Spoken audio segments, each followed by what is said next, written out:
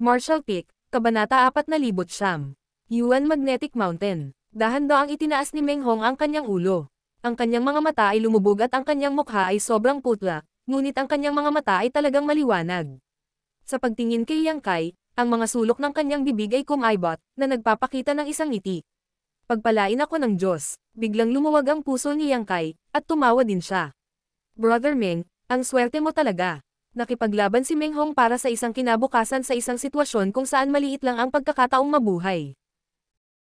Bagamat hindi alam ni Yang Kai kung paano ginugol ni Meng Hong ang nakalipas na 8 araw, alam niya na si Meng Hong ay malamang na lumilipat sa pagitan ng buhay at kamatayan sa mga araw na ito, kung ihahambing sa kanyang kasalukuyang kalagayan at sa sitwasyon sa sikretong silid. Pagkatapos hilingin sa kanya na uminom ng ilang elixir at ayusin ang kanyang paghinga ng ilang sandali, pinabalik siya ni Yang Kai sa kanyang silid upang magpahinga. Tinawag ni Meng Hong ang 2 disipulo ng Great Moon Province at personal na ipinaliwanag sa kanila ang buong kwento. Mukhang natakot ang 2 alagad. Sinisi ng isa ang kanyang malaking brother sa pagkuha ng ganoong malaking panganib nang hindi sinasabi sa kanila. Paano kung may nangyaring hindi inaasahan? Ang isa naman ay nagalit at sumisigaw na patayin ang asong iyon na si Chen Yu ngayon para ilabas ang galit sa puso ng kanyang malaking brother. Pagkatapos ng ilang sandali na pagtatalo, umalis sina Yang Kai at Yuhi, iniwan ang 3 magkapatid upang mag-usap. Sa mga sumunod na araw, bumuti ang estado ni Meng Hong araw-araw.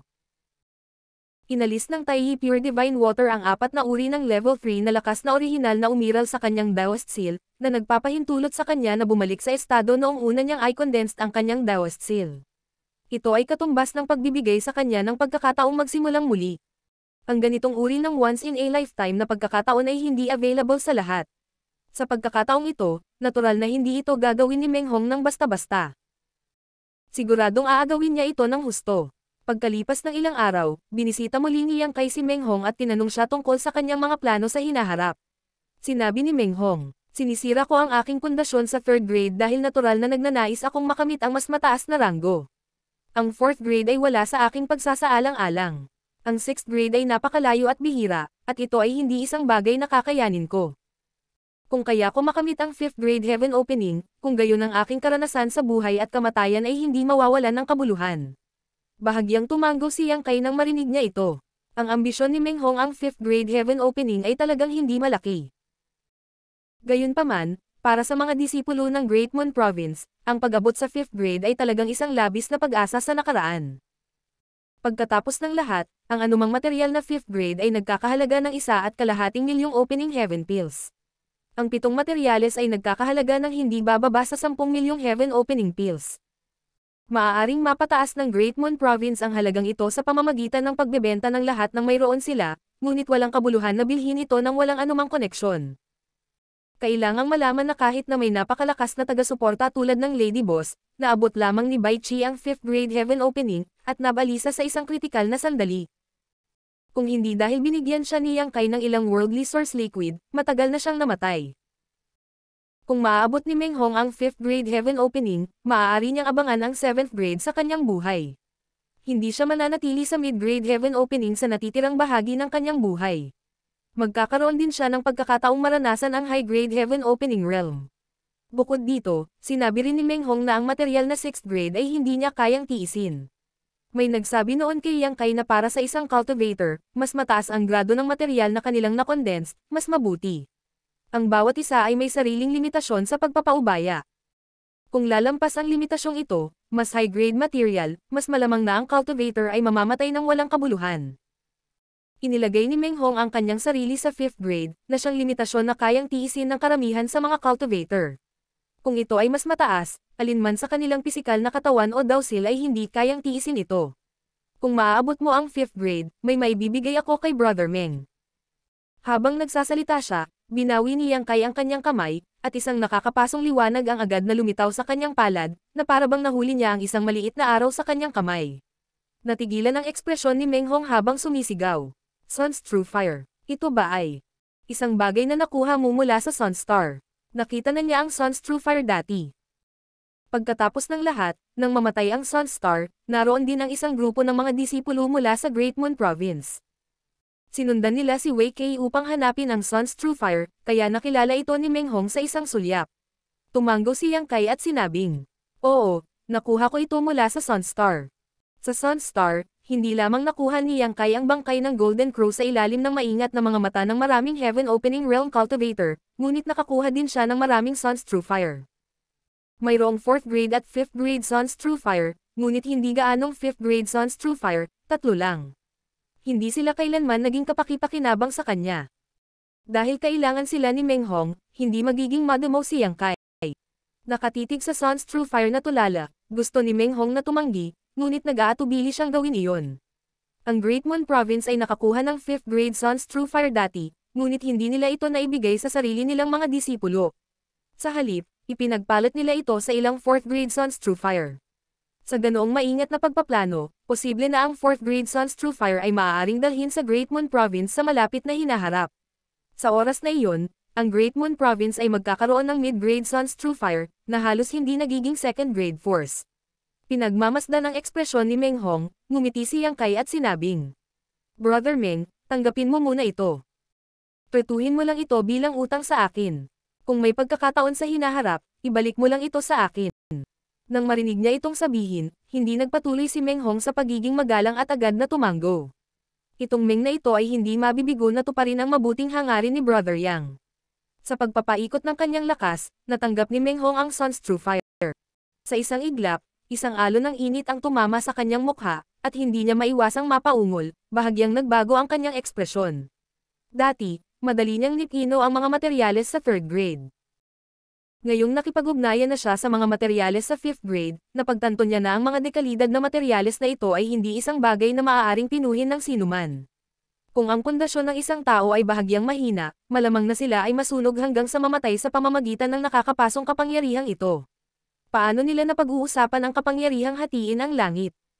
Lihim siyang natuwa na hindi siya nakagat ng higit sa kaya niyang ngumunguya at itinakda lamang ang kanyang layunin bilang 5th grade Sun's True Fire.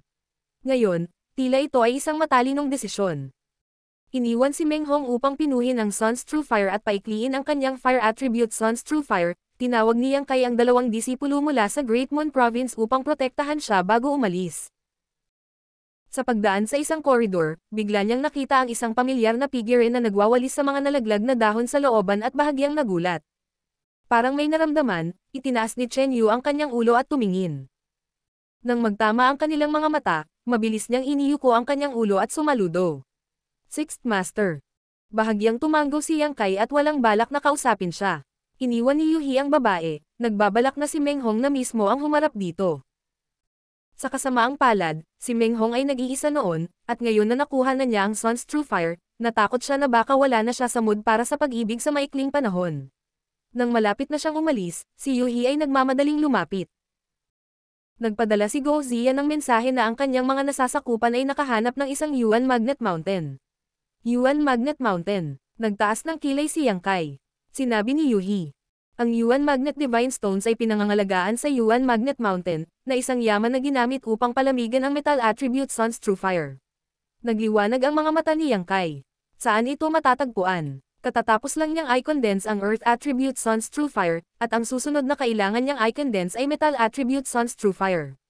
Sa oras na ito, ang mensahe ni Go Ziyan ay talagang parang una na ipinadala kapag siya ay inaantok. Hindi lang niya alam kung may Yuan Magnet Divine Stone sa itaas ng Grade 7 sa Yuan Magnet Mountain. Inabot ni Yuhi kay Yang Kai ang isang Jade Sleep. Kinuha ito ni Yang Kai at iniskan gamit ang kanyang Divine Sense. Nalaman niya na ito ay isang mapa, at ito ay 10,000 kilometro ang layo mula sa Star City. Nagpatuloy si Yuhi. Hindi lang ang ating mga tao ang nakatuklas sa Yuan Magnet Mountain. Maraming iba. Ayon kay Go Ziyan, may nakahanap na ng Yuan Magnet Divine Stone sa loob. Anong grado? Tanong ni Yang Kai. May 3rd grade, 4th grade, at 5th grade. Tila alam ni Yuhi ang gusto niyang itanong, at pagkatapos niyang magsalita, namimilipit ang mapupulang labi nito. Ang mga materyales sa itaas ng 5th grade ay napakabihira, at mahirap hanapin kahit sa Great Cosmological Realm. Mas mabuting wala kang sobrang pag-asa. Walang pangako si Yang Kai. Titingnan ko. Kino-condense ni Meng Hong ang Fire Attribute Sun's True Fire, manatili ka at alagaan siya. Hindi ako mapakali sa buhay o kamatayan niya. Pinulupot ni Yuhi ang kanyang mga labi at tumingin kay Chen Yu. Ipaubaya ko ito sa iyo. Kumurap si Chen Yu, tinuro ang sarili, at nagtanong. Ako. Pagtingin sa itaas, walang bakas ni Yang Kai at Yuhi. Matagal nang nawala ang dalawa. Pagkaalis ng mansyon, si Yang Kai ay pumailang lang sa kalangitan, natukoy ng kaunti ang direksyon, at pagkatapos ay nagmamadaling umalis sa isang tiyak na direksyon kasama si Yuhi na sumusunod sa likuran. Sa isang sulok ng Star City, tahimik na nakatayo ang dalawang figure, nakatingin sa direksyon na iniwan ni Yang Kai at Yuhi. Sa dalawa, ang isa ay isang nasa katanghaliang gulang na lalaki na nakasuot ng gintong korona at isang python robe na may marangal na ekspresyon, at ang isa ay isang matabang lalaki. Ang taong grasa ay walang iba kundi si Chen Tianfei ng Crimson Star. Bilang pinuno ng Crimson Star, si Chen Tianfei ay isa ring figure higit sa lahat sa Star City, ngunit sa sandaling ito, nahulog siya sa likod ng nasa katanghaliang gulang na lalaki. Iyan na ba ang bagong head? Biglang tanong ng medyo may edad na. Oo, siya iyon, isang batang lalaki na nagngangalang Yang Kai. Magalang na sagot ni Chen Tianfei. Nitong mga nakaraang araw ng pagpapagaling ay nagbigay daan sa kanyang katawan na bumalik sa orihinal nitong taba. Sa sandaling ito, ang kanyang mukha ay kumikinang na pula at ang kanyang mukha ay kumikinang. Sa pagmamasid sa kanyang ekspresyon, maingat na nagtanong si Chen Tianfei. Ano ang plano ng head chief? Ang nasa katanghaliang gulang na lalaking ito ay ang misteryosong head chief ng Crimson Star. Nang ang Poison Lady at Ganhong ay namatay sa kamay ni Yang Kai, ang taong ito ay hindi nagpakita, ngunit ngayon, sa ilang kadahilanan, siya ay nagpakita. Ano ang gusto mong gawin? Walang pakialam na tanong ni head chief. Saglit na nag-isip si Chen Tianfei bago sinabing. Kung tutusin, ang Poison Lady at Ganhong ay pinatay niya. Noon, wala akong ibang pagpipilian kundi ang aminin ang kanyang posisyon bilang head chief ng pamilya, ngunit kumalat na ang bagay na ito. Kung hindi ko binibigyan ng paliwanag ang mga nasasakupan ko, natatakot akong mahirapan silang kumbansihin sa hinaharap. Gusto mo siyang patayin, sabi ni head chief. Sinabi ni Chen Tianfei. Bahala na ang ulo, sinabi ng head chief. Kung talagang gaya ng sinasabi mo, kaya nitong patayin ng brat na ito ang Poison Lady at Ganhong sa maikling panahon, kung gayon siya ay isang pambihirang talento. Sa kasalukuyang lakas ni Qixing, natatakot akong nanalo sila, hindi ko siya kayang patayin. Nagulat si Chen Tianfei. Maging ang head chief ay hindi kumpiyansa. Ito ay medyo nagulat sa kanya. Akala niya ay hindi papakawalan ng head chief si Yang Kai ng ganoon kadali. Kung hindi, paano siya at ang natitirang mga head ay madaling nakompromiso. Ngunit ngayon, sa pakikinig sa mga salita ng head chief, tila walang paraan upang harapin si Yang Kai. Hindi kaya gusto talaga nilang siya ang pumalit sa Poison Lady at Ganhong. Walang pakialam na sinabi ng head chief. Upang mapatay ang Poison Lady at Ganhong sa ilalim ng inyong magkasanib na pagsisikap, ang taong ito ay hindi na magagapi sa Emperor Realm. Sa Great Void Realm, ang haring ito ay walang tiwala na ibababa siya. Hindi mapigilan ni Chen Tianfei na manlaki ang kanyang mga mata. Bagamat ang Qixing ay isang maluwag na organisasyon, ang head chief ay may magandang background at lubos na insightful. Kahit na sinabi niya na si Yang Kai ay walang talo sa Emperor Realm. Martial Peak, Kabanata 410. Pagkikita ng mga kaaway. Malinaw na talagang may kakayahan si Yang Kai na makatanggap ng ganoong mataas na pagsusuri mula sa ulo. Nag-isip sandali si Chen Tianfei bago sinabing. Ang ibig sabihin ng ulo ay maghintay at tingnan. Tumalikod ang head chief at naglakad patungo sa seclusion grounds.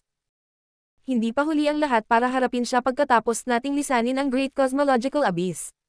Emperor Realm lang ito. Kinuyam ni Chen Tianfei ang kanyang mga kamay at pinaalis siya. Matalino ang head chief. Ang Yuan Magnet Mountain ay 10,000 milya ang layo mula sa base ng Crimson Star Faction, nalampas sa saklaw ng Crimson Star Faction. Sina Yang Kai at Yuhi ay nagmamadali at gumugol ng higit sa 2 oras upang marating ang kanilang destinasyon. May tuloy-tuloy na bulubundukin sa harapan nila. Hindi alam kung gaano ito katagal, ngunit hindi ito masyadong mataas. Ang mga taluktok ng bundok ay random na nakakalat, at naramdaman nila ang aura ng maraming aktibidad ng cultivator sa hanay ng bundok. Bago pa man siya makalapit, naramdaman ni Yang Kai ang isang kakaibang kapangyarihan na bumabalot sa kanyang katawan. Ang kapangyarihang ito ay may metal-ikong pakiramdam dito, ngunit hindi ito ganap na metal. Ito ay lubhang kakaiba, at ang kapangyarihang ito ay hindi mahuhulaan. Minsan parang nagtutulak at humihila, at minsan parang umiikot. Nagtaas ng kilay si Yang Kai. Ito ba ang Yuan Magnet Force? Tumango si Yuhi. Ang Yuan Magnet Force ay hindi mahuhulaan. Kung maaari nating gamitin ang Yuan Magnet Divine Stones upang i-condense ang kapangyarihan ng elemento ng metal, maaari nating maunawaan ang divine technique ng Yuan Magnet Force. Nagningning ang mga mata ni Yang Kai nang marinig niya ito. Lalo pa siyang natitiyak na hindi pa niya ganap na nabubuo ang kapangyarihan ng Immortal Tree at Golden Crow Primordial Fire. Inaasahan niya ang Yuan Magnet Mountain. Maya-maya, may lumitaw na figure sa harapan nila. Ito ay walang iba kundi si Guo Ziyan. Malinaw, natanggap niya ang balita at espesyal na dumating para salubungin sina Yang Kai at Yuhi. Nang makalapit siya, kinulong ni Guo Ziyan ang kanyang mga kamay. Sixth head, seventh head. Bahagyang tumango si Yang Kai. Kamusta ang sitwasyon? Sinabi ni Guo Ziyan. May natamo kami, ngunit hindi gaanong. Lahat sila ay Yuan Magnet Divine Stone sa ibaba ng 3rd grade. Hayaan mo akong tingnan. Iniabot ni Yang Kai ang kanyang kamay. Hindi umimik si Guo Ziyan at nag-abot ng isang bato na kasing laki ng gilingang bato kay Yang Kai. Tumingin sa ibaba si Yang Kai at nakita niya na ang bagay na ito ay napakaitim. Sa unang tingin, hindi ito mukhang espesyal, ngunit sa mas malapit na pagsisiyasat, naramdaman niya ang mayamang kapangyarihan ng elemento ng metal na nakapaloob dito. Ang Yuan Magnet Force na naramdaman niya noon ay nagiging mas halata at direkta. Bahagyang tumango si Yang Kai at ibinalik ang Divine Essence Magnetic Stone, ibinaba ang kanyang ulo upang tumingin sa ibaba at nakita ang isang grupo ng mga tao na nagkakagulo. Ngunit mga 30 tao lang kami. Si Yang Kai ay sumulyap sa kanya at sinabing walang pakialam. Hindi na kailangan. Dahil kumalat na ang balita, maaari silang pumunta kung gusto nila. Kung ayaw nilang sumama, walang silbi ang pagpapadala ng mensahe. Sumang-ayon si Guo Ziyan. Alam na ng marami ang tungkol sa Yuan Magnet Mountain. Maaaring nakatanggap din ng balita ang ibang heads, ngunit wala pa rin silang nakikitang sinuman. Hindi nila alam kung ayaw nilang sumama o papunta na sila. Pagkatapos lumipad kasama si Guo Ziyan saglit, dumaong sila sa tuktok ng bundok. Maraming tao ang abala dito. Ang 30 higit pang mga nasasakupan ni Yang Kai ay natipon lahat dito. Maraming butas ang bundok, may malalim at may mababaw. Paminsan-minsan, may mga kalabog na nagmumula sa mga butas. Malinaw na lahat sila ay nagsusumikap upang mahanap ang Yuan Magnet Divine Stones. Lumingon si Yang Kai kay Guo Ziyan at nagtanong, paano mo hahatiin ang mga benepisyo mula sa gawaing nagawa mo? Sumagot si Guo Ziyan. Ang lahat ng mga benepisyo ay sama-samang tinatasa at pagkatapos ay hinahati ayon sa kung gaano kalaki ang pagsisikap ng bawat tao. Ngunit sa pangkalahatan, ang head chief ay kukuha ng higit sa kalahati. Tumango si Yang Kai. Mahigit sa kalahati ay makatwiran, ngunit halatang hindi siya susunod. Ipasa ang utos, lahat ng Yuan Magnet Divine Stone sa ibaba ng 5th grade ay maaaring itago. Hindi na kailangang ibigay ang mga ito. 5th grade Yuan Magnet Divine Stones lamang at pataas ang ibibigay. Kung sino man ang maglakas loob na itago ang mga ito, patayin sila ng wala awa. Naging seryoso ang ekspresyon ni Guo Ziyan nang marinig niya ito. 6th head, seryoso ka ba?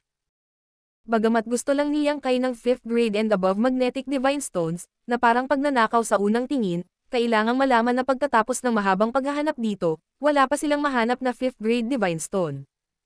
Gayunpaman, nakahanap na sila ng ilang 3rd grade divine stones. Sa madaling salita, nanganganib na bumalik si Yang Kai nang walang dala. Sa kabilang banda, hanggat natagpuan ng 30 tao ang 5th grade at mas mababa na Yuan Magnet Divine Stones, maaari nilang itago ang mga ito para sa kanilang sarili. Mula sa ibang pananaw, ito ay lubhang kapakipakinabang sa 30 tao. Kung tutusin, kung gagayahin ni Yang Kai ang ginawa ng Poison Matriarch noong nakaraan, kahit na nakahanap talaga sila ng 5th grade Divine Stones, wala silang bahagi. Sinabi ni Yang Kai, sinabi ko sa iyo na ipasa ang utos, kaya gawin mo ito. Huwag magsalita ng kalokohan. Nagmamadaling itinaas ni Guo Ziyan ang kanyang mga kamay at sinabing, oo, ang order ay mabilis na naipasa, at ang 30 o higit pang mga tao ay labis na nasa sabik. Lalo silang nagsikap sa paghahanap, at maging si Guo Ziyan ay pumasok sa isang butas at nawala ng walang bakas. Si Yuhi lumingon kay Yang Kai at sinabing, para saan ang 5th grade Divine Stones? Sa napakalawak na universo na ito, siya lang ang nakakaalam na si Yang Kai ay nag-condense ng 7th grade Divine Stones, kaya medyo nalilito siya sa sandaling ito. Kung gusto ko sila, pagkatapos ay kukunin ko sila. Casual na sagot ni Yang Kai. Ang mga 5th grade Divine Stones ay walang silbi sa kanya, ngunit darating ang isang araw na marami sa kanyang mga kaibigan at pamilya sa Star Boundary ang lalabas sa universo na ito. Kapag dumating ang oras na iyon, tiyak na kakailanganin nila ang mga ito. Napakataas ng sariling lakas ni Yang Kai, kaya natural na wala siyang pakialam sa mga low-grade na Divine Stone na iyon. Ang 5th grade Divine Stones ay halos ang threshold na pumasok sa kanyang mga mata. Walang masama sa paggawa ng mga plano para sa hinaharap. Higit pa rito, Kahit na hindi niya ginamit ang mga ito, nandoon pa rin ang halaga ng 5th grade Divine Stones. Paglingon niya sa bundok sa gilid, walang tao. Lumipad siyang kay papunta sa bundok at itinaas ang kanyang kamay para pakawalan ang Earth Dragon. Ang kanyang Divine Sense ay lumakas, at pagkatapos makipag-usap dito ng ilang sandali, ang Earth Dragon ay tumalikod at bumulusok sa lupa, mabilis na nag-drill ng isang malaking butas. Ang Earth Dragon ay isang kakaibang hayop na naninirahan sa ilalim ng lupa. Ang paghuhukay ng butas ay isang piraso ng cake para dito. Dumagundong ang mga ingay mula sa butas, at hindi nagtagal ay nakalayo na sila. Ang mga solidong bato ay hindi makayanan ang kinakaing unti-unting kapangyarihan ng kamandag ng Earth Dragon. Ang Earth Dragon lamang na ito ay katumbas ng kahusayan ng daan-daang tao. Si Yang Kai ay hindi rin nanatiling walang ginawa. Inutusan niya si Yuhi na manatili sa pwesto habang sinusundan niya ang Earth Dragon at nag-drill sa lupa, inilabas ang kanyang Divine Sense para maghanap. Maya-maya, may ani na siya. Isang 3rd grade Divine Essence Magnet Stone ang nasa kanyang bag. Sa pangunguna ng Earth Dragon, madaling tumagos si Yang Kai ng 1,000 metro sa lupa. Walang nakatapak sa Great Cosmological Realm sa loob ng libu-libong taon, napakaraming bihirang kayamanan ang isinilang dito. Ang bilang ng mga Divine Essence Magnet Stone sa Divine Essence Magnet Mountain na ito ay medyo malaki rin, at habang lumalalim ang isa, lalo silang naging siksik. Sa loob lamang ng kalahating oras, nakahanap na si Yang Kai ng 5 o 6 na piraso ng Divine Essence Magnet Stone, ngunit sa kasamaang palad, ang kalidad nito ay hindi masyadong mataas. Ang pinakamataas ay 3rd grade lamang, at mayroon pang ang ilang unang baitang at 2nd grade. Hindi mapili, inilagay ni Yang Kai ang mga ito sa kanyang space ring. Bagamat ang mga Divine Essence Magnet Stone na ito ay hindi gaanong nagagamit, maaari pa rin itong ibenta para sa ilang Heaven Opening Pills. Ngayong naubusan na siya ng Heaven Opening Pills, at si Yuhi ang nagbayad ng mga halamang gamot sa Star Market, medyo nalungkot si Yang Kai. Habang patuloy na naggalugad ang Earth Dragon, biglang tumunog ang Divine Sense ni Yuhi sa kanyang tenga. Lumabas kadali, may nangyari. Napakunot ang noo ni Yang Kai nang marinig niya ito at biglang tumigil ang kanyang anyo habang sinusundan niya ang Earth Dragon. Kumislap ang kanyang anyo habang tinutulak ang kanyang Space Principles at nawala sa lugar. Nang muli siyang lumitaw, nakarating na si Yang Kai sa tuktok ng bundok mula noon.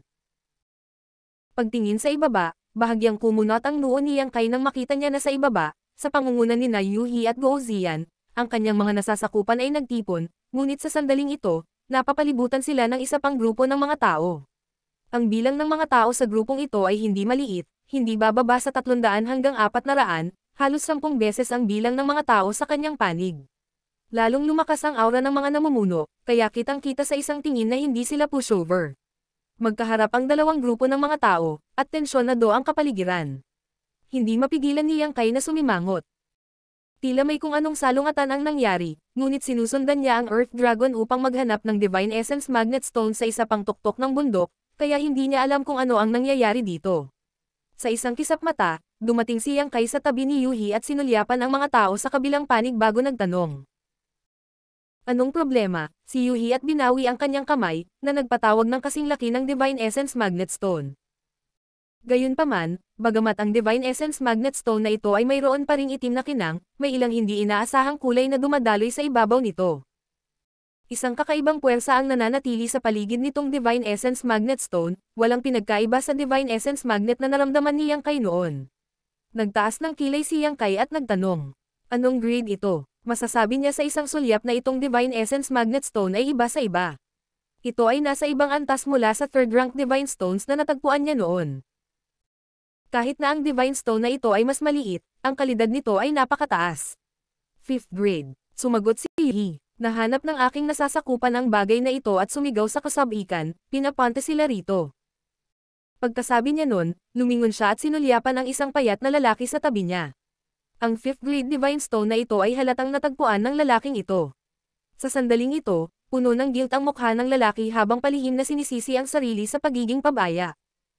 Masyado lang siyang nasasabik sa oras na iyon at hindi niya mapigilan ang sarili. Pagkatapos ng lahat, ito ang unang pagkakataon na nakakita siya ng material na 5th grade. Kaya ito ay dahil siya ay sakam. Naunawaan ni Yang Kai at inabot niya ang kamay para kunin ang 5th grade Divine Stone, pinalamanan ito ng direkta sa kanyang space ring bago tapikin ang payat na lalaki sa balikat at pinuri. Magaling, tatandaan ko ang iyong kontribusyon. Nagulat ang lalaki nang marinig niya ito at tumangala kay Yang Kai, puno ng pananabik ang kanyang mukha. Akala niya ay papagalitin siya ng Sixth Master dahil sa padalos-dalos na pagkilos, ngunit sa hindi inaasahang pagkakataon, hindi lang siya napagalitan, pinuri pa siya. Ang bagong Sixth Young Master na ito ay tila medyo naiiba. Sa sandaling ito, ang isa sa mga tao sa kabilang panig ay humakbang pasulong at sumigaw. Ikaw pala, ikaw ay munting bastos. Habang nagsasalita siya, nagngangalit siya, na para bang mayroong hindi mapagkakasunduang puot sa pagitan nila ni Yang Kai. Itinaas ni Yang Kai ang kanyang mga mata at nakitang medyo pamilyar ang taong ito. Obviously, nakita na niya siya sa isang lugar dati. Matapos tingnang mabuti, hindi niya maiwasang mapangiti. Nagkita tayong muli. Ang taong ito ay walang iba kundi si Bijian na nakilala ni Yang Kai ilang buwan na ang nakakaraan sa Crouching Dragon Mountain. Martial Peak, Kabanata 4011. Kamaunang maluwag na buhangin. Dahil nandito si Bijian, hindi na kailangang isipin ang background ng mga taong nagtitipon dito. Siguradong galing sila sa Thunderlight Sect. Ilang buwan na ang nakalipas, sa Crouching Dragon Mountain, pinangunahan ni Bijian ang grupo ng Thunderlight Sect na mangolekta ng maraming Dragon Blood Flowers. Gayunpaman, natakot sila sa lakas ng Earth Dragon ni Yang Kai at Scarlet Flood Dragon, kaya wala silang pagpipilian kundi iwanan ang lahat ng kanilang mga natamo at umatras. Noong panahong iyon, wala pang maraming subordinate si Bijian na magagamit niya. Ang pakikitungo sa isang Scarlet Flood Dragon ay isa ng mahirap na gawain, at sa pagdaragdag ng isang Earth Dragon, maaari lamang niyang igiit ang kanyang mga ngipin at aminin ang pagkatalo. Sa tuwing naiisip niya ito nitong mga nakaraang buwan, mapupuno siya ng puot at lihim na nanunumpa na maghihiganti kapag nakita niyang muli si Yang Kai. Gayunpaman, ang Great Cosmological Realm ay hindi maliit, at hindi niya alam kung nasaan si Yang Kai, kaya natural na walang paraan upang makapaghiganti. Hindi niya akalain na magkikita kami ngayon sa Yuan Magnet Mountain. Natural, kapag nagkita ang mga kalaban, mamumula ang kanilang mga mata. Matapos kilalanin si Yang Kai, ngini siya ni Bijian. Bata, isipin na magkakaroon ka ng ganoong araw. Matagal ko nang sinabi sa iyo na mag-iwan ng kaunting pahinga sa paggawa ng mga bagay. Gusto kitang makita muli sa hinaharap, ngunit pinilit mo akong patayin. Tingnan natin kung mamatay ka ngayon. Noong araw na iyon sa Crouching Dragon Mountain, inamin ni Bijian na mababa ang kanyang lakas at iminungkahi niyang iwanan ang kalahati ng Dragon Blood Flowers, ngunit hindi pumayag si Yang Kai. Sa huli, walang choice si Bijian kundi iwanan ang lahat para makatakas ng hindi nasaktan. Ngayong nakilala niya si Yang Kai sa Yuan Magnet Mountain, natural na gusto niyang ilabas ang puot sa kanyang puso at suklian ang kahihiyan noong araw na iyon. Napangiti si Yang Kai, mamatay man ako o hindi, depende sa kung may kakayahan ka. Kilala mo siya. Tanong ng isang matandang lalaki sa tabi ni Bijian. Nakikita rin niya na dapat mayroong ilang sama ng loob sa pagitan ni Bijian at Yang Kai. Sinabi ni Bijian, Brother Zhu, naaalala mo ba ang Crouching Dragon Mountain na sinabi ko sa iyo noon? Tumaas ang kilay ni Old Man Zhu. Siya ba? Siya yon. Kinagat ni Bijian ang kanyang mga ngipin. Sa oras na iyon, kontrolado niya ang dalawang makapangyarihang exotic na hayop, kaya walang pagpipilian ang haring ito kundi pansamantalang iwasan ang mga ito. Hinahanap ko siya nitong mga nakaraang buwan, ngunit sa kasamaang palad, hindi ko siya nakita. Hindi ko inaasahan na dito ko siya makikita. Bahagyang tumango ang Old Man Zhu. Dahil iyon ang kaso, hindi na kailangang maging magalang. Itinaas niya ang kanyang mga mata para tingnan si Yang Kai, sinabi niya. Bata, narinig ko na nakakuha ka ng maraming Dragon Blood Flowers mula sa Crouching Dragon Mountain. Masunuring ibigay ang mga Dragon Blood Flower na iyon at ang 5th grade Divine Stone na nakuha mo lang. Baka mabubuhay ka pa. Kung hindi, ang araw na ito sa susunod na taon ay ang anibersaryo ng iyong kamatayan. Sa Dragon Blood Flowers na iyon, sinong Heaven Opening Heaven Realm Cultivator ang hindi magnanasa sa kanila? Kapag naabot na ng lakas ng isang tao ang Heaven Opening Realm, bukod sa dahan-daang pagtaas ng grade ng isang tao, ang mga eksperto sa Heaven Opening Realm ay tututuon sa paglinang ng kanilang pisikal na katawan. Ang Dragon Blood Flower ay isang kayamanan na kailangan upang linangin ang pisikal na katawan ng isang tao. Kung makukuha niya ang Dragon Blood Flowers na iyon, tiwala si Old Man Zhu na kaya niyang itaas ang kalidad ng kanyang pisikal na katawan sa ilang antas. Sa oras na iyon, kahit na hindi tumaas ang kanyang grado, ang kanyang lakas ay tataas ng husto. Para naman sa 5th grade Divine Stone, natural na hindi rin niya ito mabitawan. Ang 5th grade Divine Stone ay nagkakahalaga ng hindi bababa sa 1,500,000 Heaven Opening Pills. Master Zhu, si Lord Yang ang 6th Master ng Crimson Star ko. Parang masyado kang agresibo, gusto mo bang magdeklare ng digmaan sa aking Crimson Star? Si Go Ziyan ay humakbang pasulong at mariing sinabi. Si BGN at ang matandang may apelyidong Zhou ay parehong nabigla sa mga salitang ito. Pinalaki ni Old Man Zhou si Guo Ziyan at biglang nagtanong. Galing ka sa Crimson Star. Kung ito man ay Thunderlight Sect o Crimson Star, parehong nang ibabaw sa Star City sa daan-daan o libu-libong taon at nagkaroon ng maraming pakikitungo sa isa't isa. Bilang Great Commander ng Crimson Star, si Guo Ziyan ay natural na hindi isang tao. Ilang beses na siyang nakita ng Old Man Zhou noon, ngunit hindi niya ito gaanong pinansin. Nang marinig niya itong sabihin, natauhan si Old Man Zhou. Mabilis na sinabi ni Guo Ziyan. Oo, lalong natulala si BGN. Hindi ba ang Sixth Master ng Crimson Star ang Poison Matriarch? Kailan naging itong batang ito? Sinabi ni Guo Ziyan. Ang Poison Matriarch ay bumagsak. Ito ang bagong Sixth Master ng aking Crimson Star. Nagkatinginan sina BGN at Old Man Zhou nang may pagkadismaya nang marinig nila ito, hindi makapaniwala na namatay nga ang Poison Matriarch. Ang babaeng iyon ay isang Poison Master, at kahit silang dalawa ay hindi nang ahas na guluhin siya ng basta-basta. Hindi nila alam kung paano namatay ang Poison Matriarch at kung sino ang pumatay sa kanya. Gayunpaman, si Guo Ziyan ay isang dakilang commander ng Crimson Star. Dahil sinabi niya iyon, tiyak na hindi ito mali. Ngumiti si BGN at sinabing, ang iyong Crimson Star ay talagang lumalala at lumala. Talagang hinirang mo ang isang tao mula sa Emperor Realm bilang iyong Sixth Master. Wala na bang ibang tao sa Crimson Star na magagamit mo? Ngumuso din si Old Man Zhou. Paano kung ito ay Crimson Star? Hindi tulad ng Thunderlight Sect ko na hindi nakipag-away sa Crimson Star mo dati. Sino ang natatakot sa kanino? Bumaba ang mukha ni Guo Ziyan. Hindi ba kayo maghaharap sa akin? Galit na sumigaw ang Old Man Zhou.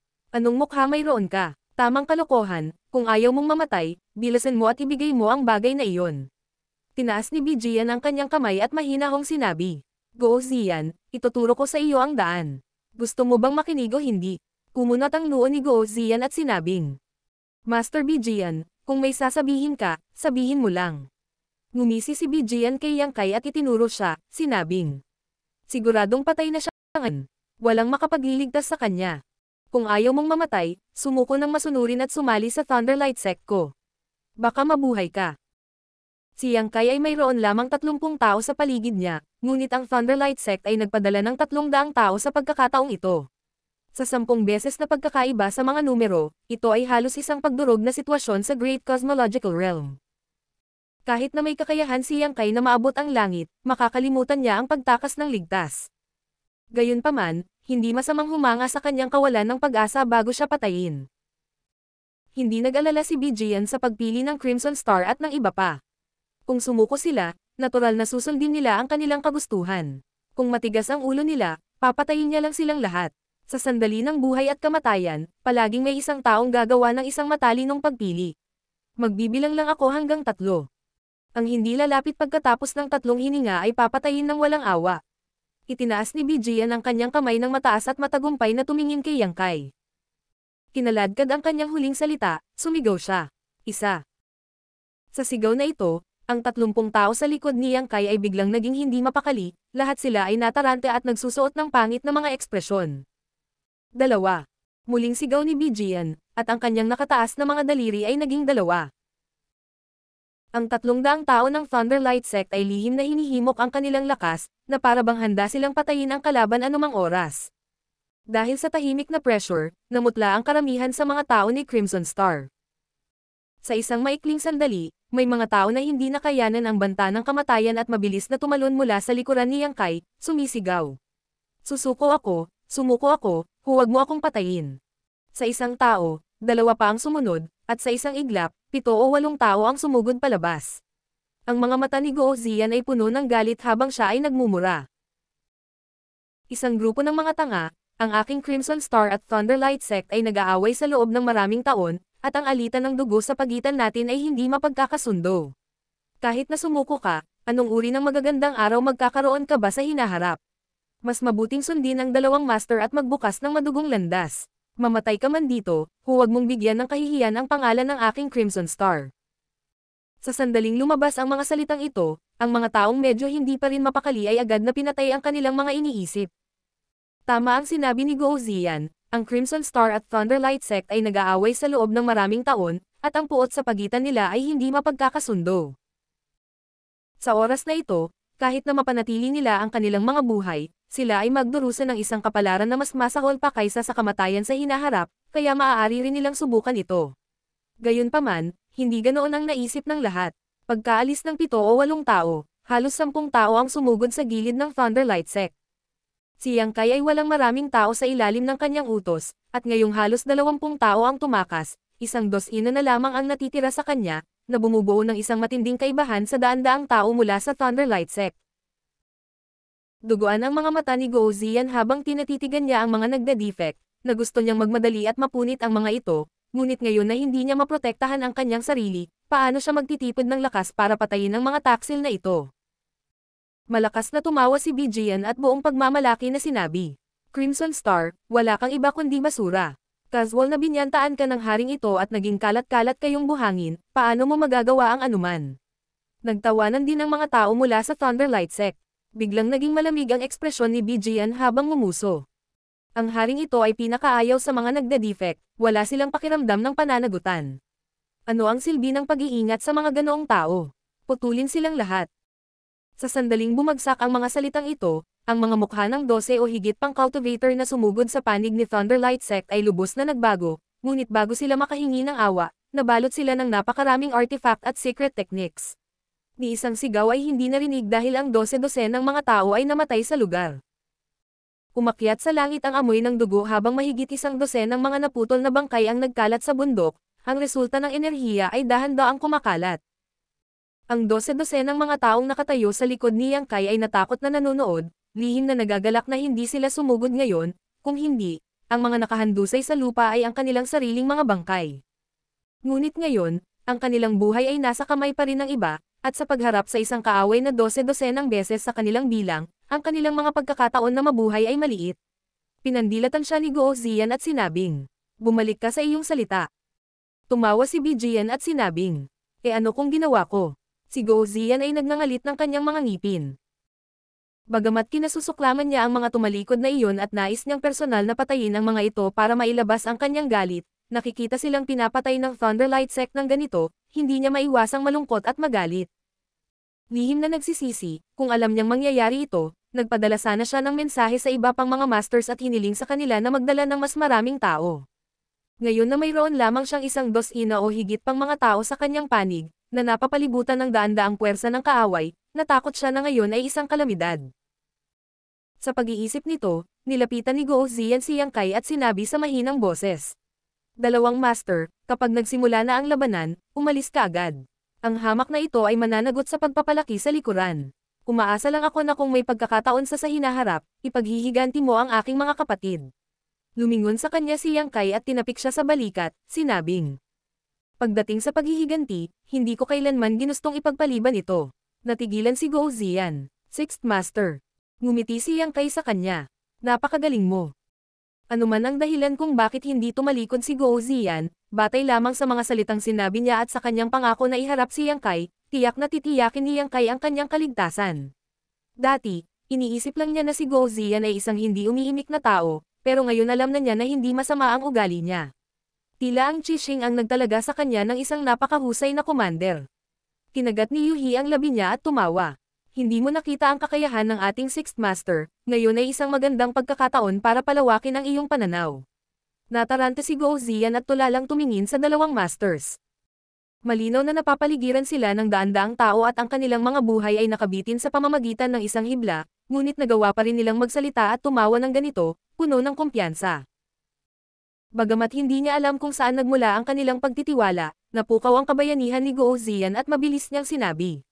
Dalawang master, mangyaring magutos, kahit na ito ay isang bundok ng mga espada o dagat ng apoy, ang hamak na ito ay pupunta. Papapa. Ipinalakpak ni Bijian ang kanyang mga kamay at tumawa. Napakagandang pagpapakita ng pagiging anak ng anak, tunay na nakakaantig. Biglang lumungkot ang mukha niya at sinabi niya sa malamig na boses. Ngunit ito ay walang kabuluhan, ngayong araw ay mamamatay kayong lahat dito. Marshall Pick, Kabanata 4012. Tingnan natin kung paano mo ito malalampasan. Sino ang mamamatay at kung sino ang mabubuhay ay hindi pa matukoy. Huwag kang magyabang ng maaga. Malungkot na ngumiti si Yang Kai habang naiyuyugyug niya ang 6 Directions Wish Pouch. Sa isang boom, lumitaw ang isang napakalaking nilalang. Ang dagandong ng Crimson Flood Dragon ay yumanig sa kalangitan habang ang isang nakakapasong aura ay nananatili sa paligid ng 30 metrong haba ng katawan nito. Ang pulang-pula na kaliskis na tumatakip sa katawan nito ay walang katulad na matibay. Itinaas nito ang kasing laki ng bahay nito at tumingin sa mundo. Naramdaman ang lakas ng mabangis na nilalang na ito, namutla sa takot ang lahat mula sa Thunderlight Sect, lalo na ang mga sumunod kay BGN at nakipaglaban sa Crimson Flood Dragon sa Crouching Dragon Mountain. Namutla ang kanilang mga mukha. Noong nakaraan, marami silang mga tao at nakipaglaban sa isang malaking labanan sa Crimson Flood Dragon sa pangunguna ni BGN. Gayunpaman, sa huli, lahat sila ay natatakpan ng alikabok at dumi. Kung hindi dahil sa agarang desisyon ni BGN na mabilis na umatras, maraming tao ang namatay sa araw na iyon. Natuto sa kanilang mga pagkakamali, paanong hindi sila matatakot kapag nakita nilang muli ang pulang-pula na dragon. Ito na naman ang maldita. Dumilim ang mukha ni BGN. Hindi niya akalain na ang Crimson Flood Dragon ay talagang susunod sa tabi ni Yang Kai. Hindi pa niya nakita ang Crimson Flood Dragon at ang Earth Dragon at naisip na ang dalawang mutated beast ay tinalikuran na si Yang Kai. Ngayon, alam niya na maaaring ipatawag sila ni Yang Kai kung gusto niya. Nagningning ang mga mata ni Old Man Zhou habang nakatitig sa Six Directions wish pouch sa kamay ni Yang Kai at matako na nagsabi. Magandang kayamanan. Masasabi niya sa isang sulyap na ang pouch na ito ay isang space artifact na maaaring maglaman ng mga buhay na bagay. Kung hindi, paano kaya madaling ipatawag ang pulang dragon na baha? Tinitigan siya ni Yang Kai ng malalim at ngumisi. Ikinumpas niya ang kanyang kamay at sinabing, patayin silang lahat. Ang dagandong ng isang dragon ay yumanig sa kalangitan habang ang pulang dragon na baha ay sumugod na parang isang baha na dragon na umuusbong mula sa dagat. Ibinuka nito ang napakalaking bibig nito at naglabas ng nagngangalit na apoy na umatake sa mga tao mula sa Thunderlight Sect. Ang apoy na nakakapaso na sapat upang sunugin ang lahat ng bagay ay agad na tumama sa buong lugar. Napakaraming tao mula sa Thunderlight Sect, higit sa 300 sa kanila. May mga tao kung saan-saan, kaya hindi na kailangan ng Crimson Flood Dragon na pumili ng anumang aatake. Kinailangan lamang nitong idora ang apoy. Nang gumalaw ang Crimson Flood Dragon, nagulat si Thunderlight Sect. Mahigpit na sumigaw si BGN. Kumalat kayo, mag-ingat sa halimaw na ito. Hindi pa man huli ang kanyang sigaw ay may mga taong hindi pa rin nakaiwas sa oras. Ang pangunahing dahilan ay ang paglitaw ng Scarlet Flood Dragon ay masyadong biglaan, at walang nakahanda para dito. Agad na binalot ng nakakapasong apoy ang 7 o 8 tao. Umalangaw-ngaw ang masakit na hiyawan, at ang mga taong iyon ay naging 7 o 8 bola ng apoy. Hindi ito ang katapusan. Habang ang Crimson Flood Dragon ay nagluwa ng apoy, ang napakalaking katawan nito ay nakapulupot at nakapulupot. Sa isang dumadagandong na tunog, agad nitong sinira ang porma sayon ng Thunderlight, na naghihiwalay sa ilang daang tao. Isang malakas na buntot ang lumabas, na nagdala ng isang nakakatakot at hindi mapaglabanan na puwersa, na hamampes patungo sa mga miyembro ng Thunderlight Sect. Ang mga hamarang sa daan nito ay namatay kapag nakipag-ugnayan, o nasugatan kapag nakipag-ugnayan. Nang umatake ang Scarlet Flood Dragon, lahat ng Thunderlight ay nataranta. Gayunpaman, pagkatapos lamang ng 3 paghinga ng oras, may mga pag-atake na tumakip sa kalangitan at tumakip sa lupa na lumipad patungo sa Scarlet Jaw. Ang pagkakaroon ng malaking katawan ay may mga disadvantage nito, at ang mga pag-atake na natanggap nito ay marami rin. Ang mga mapanirang pag-ataking iyon ay dumapo sa katawan ng Scarlet Flood Dragon, na nagdulot ng mga spark na lumipad at nalaglag ang mga kaliskis. Sa isang iglap, ang Scarlet Flood Dragon ay napuno ng mga sugat. Napasigaw sa sakit ang Scarlet Flood Dragon. Hindi lamang ang sakit ng pag-atake ay hindi naging sanhi ng pag-atras nito, ngunit sa halip ay pinasigla nito ang kalupitan ng Vicious Beast nito. Sa pilitang pagtitiis sa iba't ibang pag-atake, sumugod ito sa harap ng isang grupo ng mga disipulo ng Thunderlight Sect at nagluwa ng apoy. Muling umalangaw-ngaw ang masakit na mga hiyawan, at ang 12-12 ng mga disipulo ng Thunderlight Sect sa harapan ay naging mga bola ng apoy, na gumugulong sa lupa. Sa gitna ng kaguluhang ito, walang pakundangan ding umatake si Yang Kai. Sa ilalim ng paghihimok ng Space Principles, ang espasyo sa loob ng isang radius na 1,000 talampakan ay naging kasing lagkit ng isang latian, na nagpapahirap sa lahat ng mga kaaway dito na ilipat o iikot ang enerhiya sa kanilang mga katawan. Sa pagtaas ng kanyang kamay, ang itim na moonblades ay pumutol sa kawalan at bumaril sa lahat ng direksyon. Ang mga hamarang sa kanyang daan ay naputol lahat sa baywang. Napuno ng amoy ng dugo ang hangin, at ang mga putol na paa at laman ay lumipad kung saan-saan. Ang maliit na tuktok ng bundok ay biglang naging parang purgatorio. Natigilan si Guo Ziyan, at gayon din ang 12 ng mga tao mula sa Qixing. Si Yuhi lang ang tila umasa nito, ang kanyang mga mata ay nakatutok sa mga galaw ni Yang Kai, ngunit may kakaibang liwanag din sa kanyang magagandang mata. Para sa Qixing at sa iba pang 2 o higit pang mga tao, ang nakita nila ngayon ay talagang mahirap paniwalaan. Bagamat matagal na nilang narinig mula sa iba't ibang source na ang bagong Sixth Master na ito ay pinatay ang Poison Lady at Ganhong ng mag-isa at kinuha ang posisyon ng Sixth Master, pagkatapos ng lahat, hindi nila nakita ang labanan sa kanilang sariling mga mata. Higit pa rito, sa araw na iyon, ang Qixing at ang iba pang mga master ay pinigilan ni Yang Kai hanggang sa hindi na sila makahinga. Sa makatuwid, maliban sa ilang tao, walang nakakaalam kung gaano nakakatakot si Yang Kai. Hanggang ngayon, pinagmamasdan ni Guo Ziyan ang cultivator ni Lei Guang na nahulog na parang dayami sa harap ni Yang Kai. Walang nakahadlang sa maladilim na Crescent Moon na pag-atake. Kahit na ang ilang mga tao ay nagawang pasiglahin ang kanilang lakas ng proteksyon, madali pa rin silang masira at mamatay. Ngayon lang napagtanto ni Guo Ziyan kung gaano katikat ang bagong Sixth Master na ito. Ang Crescent Moon na pag-atake na ito ay naglalaman ng napakahiwagang pagbabago-bago ng kapangyarihan na hindi maaarok at tiyak na hindi maaaring maunawaan ng isang ordinaryong tao. Sa loob lamang ng 10 paghinga ng oras, mahigit 30 tao ang nahulog sa kamay ni Yang Kai, lahat sila ay namamatay sa sobrang kahabag-habag na pagkamatay. Ang ganitong uri ng record ng labanan ay mas mabangis kaysa kay Qi Jiao. Lumalabas na. Napakalakas ng bagong Sixth Master na ito. Tulala na tinitigan ni Guo Ziyan ang eksenang ito, ang dugo sa kanyang dibdib ay tumaas, na naging sanhi ng pagkatuyo ng kanyang bibig. Itinaas niya ang kanyang kamay, nagpatawag siya ng isang mahabang artifact na hugis stick at mabilis na sumugod. Hinawakan siya pabalik ni Yuhi at tinitigan siya. Anong ginagawa mo? Tumutulong. Walang pag-aalinlangan na sumagot si Guo Ziyan. Ngumiti si Yuhi. Ano ang maitutulong mo? Kung talagang nagmamadali ka, kailangan kanyang alagaan. Huwag kang manggulo at sumunod ka lang sa likod ko. Pagkasabi niya nun, hinawakan niya ang kwelyo ni Guo Ziyan at hinagis siya pabalik. Hindi nakaimik si Guo Ziyan. Pero sa pag-iisip, alam niyang tama ang Seventh Master. Kahit na siya ay malakas, ito ay ang Great Cosmological Boundary pagkatapos ng lahat. Hindi niya maipakita ang lakas ng isang Heaven Opening Realm Master, kaya sa magulong sitwasyong ito, wala talaga siyang maitutulong. Kung talagang sumugod siya, mas magdudulot lang siya ng gulo. Bagamat ayaw niya, kaya lang niyang magtiis. Napangiti si Yuhi. Kung may kailangan talagang tumulong, dapat ako yon. Hindi mo pa oras, manood ka na lang ng klinik. Sa katunayan, hindi niya alam kung hanggang saan ang maaabot ni Yang Kai, ngunit alam niya na si Yang Kai ay nagtataglay ng Space Principles at palaging makakatakas kung hindi siya manalo, kaya hindi siya masyadong nag-aalala sa kaligtasan ni Yang Kai. Habang nag-uusap ang dalawa, halos 30 tao ang nahulog sa lupa, maaaring napatay ng Scarlet Flood Dragons o naputol ng Moonblades. Wala sa kanila ang nasugatan, lahat sila ay namamatay on the spot. Mula nang magsimula ang labanan, ilang dosenang hininga lamang ang lumipas, ngunit mahigit 50 hanggang 60 tao mula sa Thunderlight Sect ang nahulog. Kahit na ang Thunderlight Sect ay may napakaraming tao, hindi nila nakayanan ang gayong nakakatakot na pagkonsumo. Nanlaki ang mga mata ni Old Man Zhu sa galit habang ang puso ni BGN ay nag-aapoy sa pagkabalisa. Wala sa kanilang dalawa ang umasa na magiging ganito kabangga si Yang Kai. Akala nila ay maaari silang umasa sa kanilang ganap na bentahe sa mga numero upang talunin siya, ngunit sino ang nakakaalam na sila ay papatayin na parang falling flowers. Ito pa rin ba ang Emperor Realm? Kung hindi nila ito nakita ng sarili nilang mga mata, walang maniniwala. Ngunit ang katotohanan ay nasa harapan nila.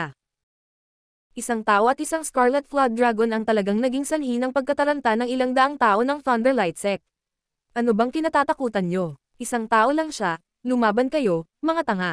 Galit na sigaw ni BGN. Nagsimula na ring sumigaw si Old Man Zhu. Sa ilalim ng organisasyon ng dalawa, sa wakas ay nagawang patatagin ng mga tao ng Thunderlight Sect ang sitwasyon.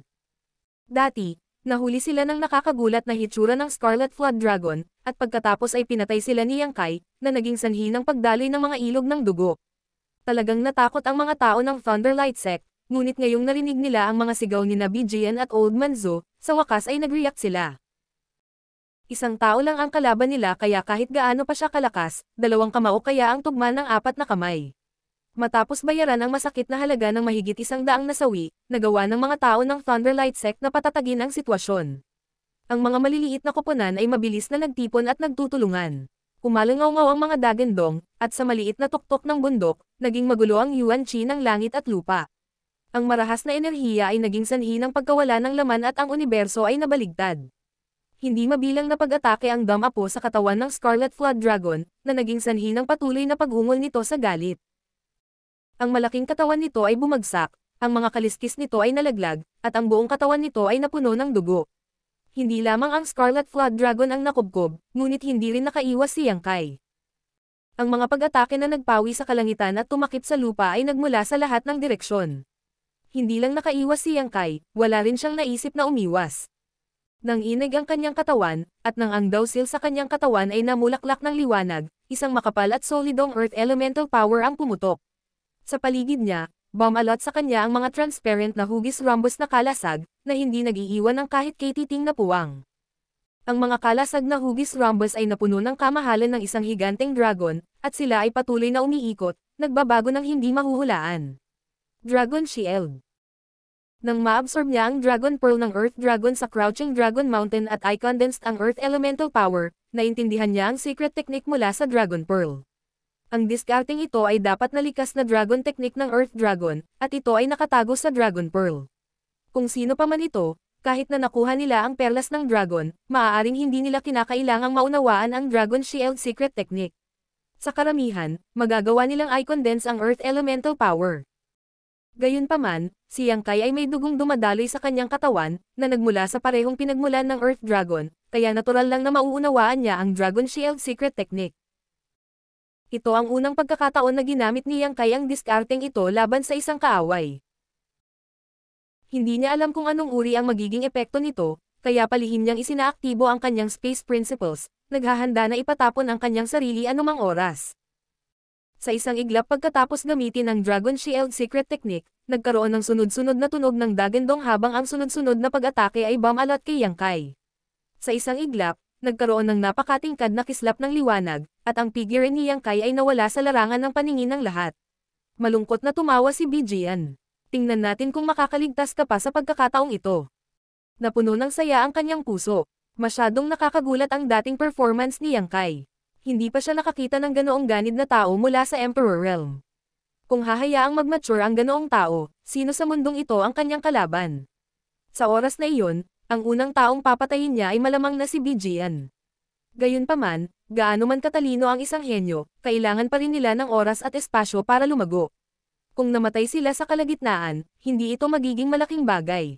Sa mahigit 100 pag-atake na dam-apo sa kanyang katawan, hindi naniniwala si Bijian na makakaligtas si Yang Kai. Kahit na ang isang Heaven Opening Realm Cultivator ay kailangang iwasan ang gayong pag-atake, lalo pa si Yang Kai mula sa Emperor Realm.